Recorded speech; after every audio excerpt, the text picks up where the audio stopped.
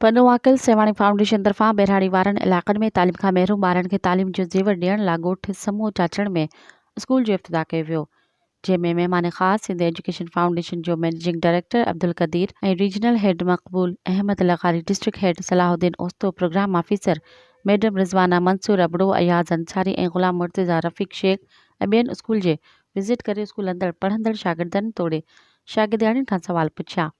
इन मौके ते सेवाणी फाउंडेशन जे चेयरमैन ग़ुलाम सरवर मेराणी ऐं समूह चाचड़ स्कूल जे हेड मास्टर मोहम्मद नवाज़ चाचड़ ऐं ज़फ़रुल्ला मेराणी तरफ़ां आयल महिमाननि खे आजियाणो ॾेई सिंध जी सकाफ़त अजरका पाराया। स्कूल जे दौरे बाद अब्दुल कबीर काज़ी मीडिया सां ॻाल्हाईंदे चयो त बेराड़ी वारनि इलाक़नि में ॿार तालीम खां महरूम आहिनि, जंहिंखे तालीम ॾियारण लाइ हू पंहिंजो दिलो जान सां कोशिशि कनि पिया। सिंध जी तालीम पोइते पियल आहे, संदसि जो मक़सदु तालीम हासिल करणु आहे। हुन वधीक चयो त बेराड़ी में अहिड़ा इदारा हितां जे माण्हुनि लाइ फ़ाइदेमंद साबित थींदा।